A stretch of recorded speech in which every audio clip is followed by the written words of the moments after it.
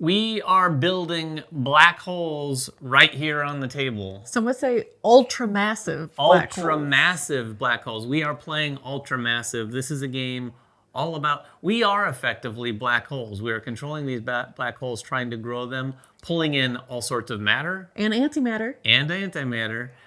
In order to increase its solar mass, which are the points in this game. But as you can see it right here, we've got a game that is just finished up, so this is not going to look exactly like it does at the beginning of the game. This is also a prototype, so it may be different in its final form, so just keep that in mind. But what you see out here are our player boards here. I've got my supermassive. Your supermassive. This is my supermassive black hole. I didn't quite get to ultramassive status. I downgraded mine just for illustration purposes, but this is the stellar, so it goes from your regular to your stellar, to your supermassive, and then ultramassive is if you can get all the way to 100 points. Over 100 points, which I didn't think we'd even get close to when we started. No, but you got pretty close. It was kind of slow going, and then it really kind of ramps up because you're able to do a lot more. And the things you're doing is manipulating the matter around these two sort of channels they have. You have a pink channel and a blue channel, and you're putting the matter and the antimatter on there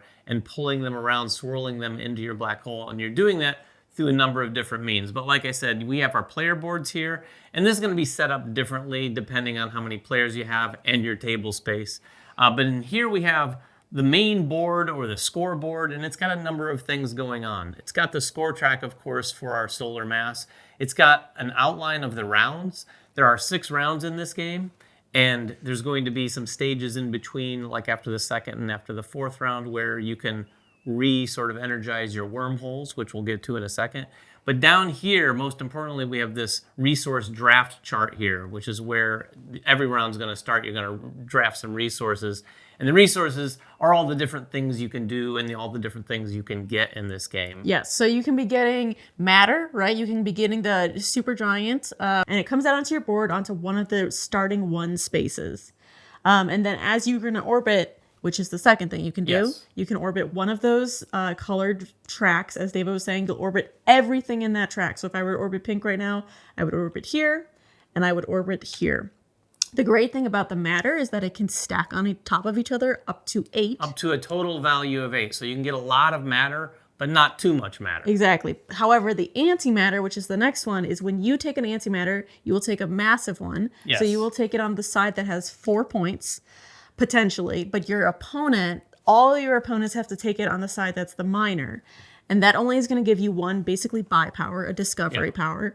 And whenever an antimatter would be in the same spot as matter, the 2 of them just disappear. Yes, they are completely gone. And that would probably be the most take that there is in this game. This isn't a take that game, but that moment there can happen, particularly in a higher player count game. Yeah. As you get more stuff on your board and more matter on your board, someone can strategically take matter such that then you almost have to place it where you already have matter, and they fizzle each other out. The other thing about antimatter, they can never go in the same space as each other. They don't stack. So they have to be basically on their own in different places. You don't want to get them with matter. And the last thing you can get is always part of that discovery points that is going to help you build new tech trees as you go out through the game. Yeah, these cards up here are anomalies, and there are 3 different types. We've got the siphons, the orbits, and the matter.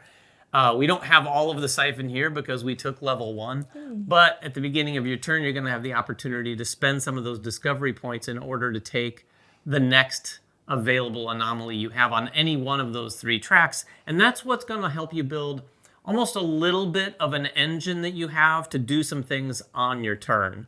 And then right across the middle here is basically the whole outline of what a round looks like. There's that resource draft where you're going to draft in a snake fashion to get all of those things. Then you're going to collect all of those things, put them out on your board in whatever order you want. Yes. Because obviously if you had to stick to a certain order, you might fizzle, things Well, yeah, out. and the order matters, right? Because if I have to take antimatter, but I also get it to orbit, I can choose which thing I'm going to be doing first. Right, you could drop something, orbit, and then drop another thing so that it doesn't fizzle each other out. Then you're going to take your player turns, and then at the end, you're going to do the solar mass bonus, which is effectively a bit of a catch-up mechanic. Yes, if somebody is a whole, basically size larger than you, you'll get some points back to kind of help you keep going along the game. And the last thing just to point out on this board is this siphon track. There's going to be an action that we take during the turn, which is to siphon, and depending on the size of your black hole, you're able to, again, take some of those things that we already talked about. But the meat of the game is right here on the player turns. And on your turn, you can do a few things. We've got this card here that just reminds you, it's very straightforward. You can play up to 2 action cards from your hand. You're going to have 3 action cards basically at any given time. There is an opportunity at the end of your turn to draw back up to a hand size of 3.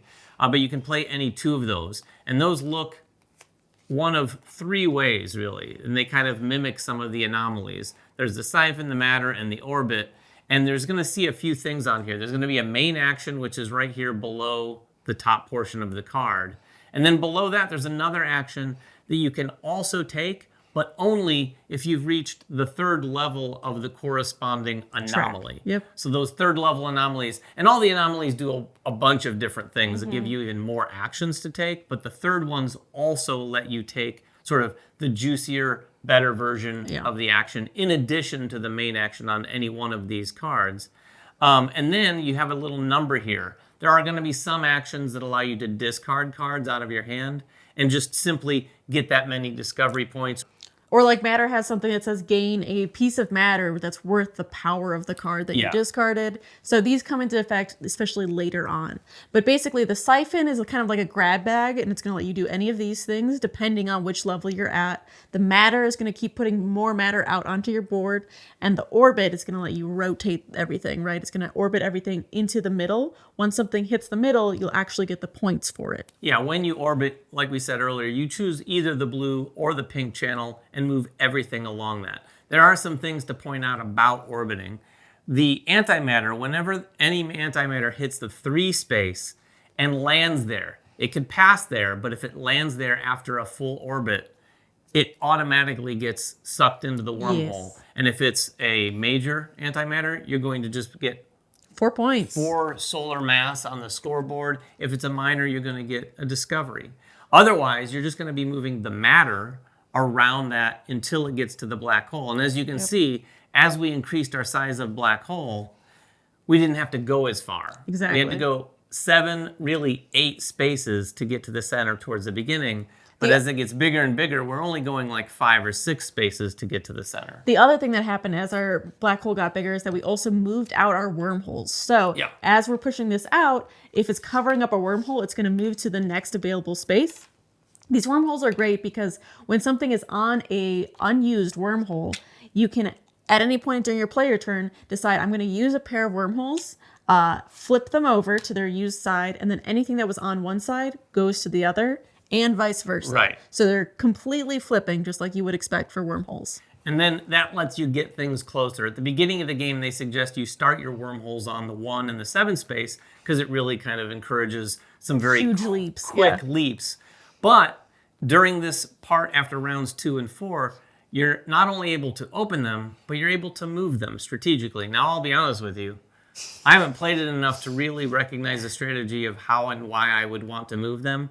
But there are some anomalies that start sort of not only giving you actions you can take, but some ongoing things. For instance, I had some that let me, when I added antimatter, I didn't have to put it on the 1 space. I could, if I wanted, put it on the 2 space, which is interesting. I had another one that made it so that any channel that I orbited on, if there was antimatter on it, it would move it twice. So I had to take some of those things into consideration as I was placing, because if I placed on the 2nd space and then orbited, I'd pass right over and past that 3 space so that it wouldn't get automatically absorbed. So you definitely have to stay on your toes as you're kind of building your engine.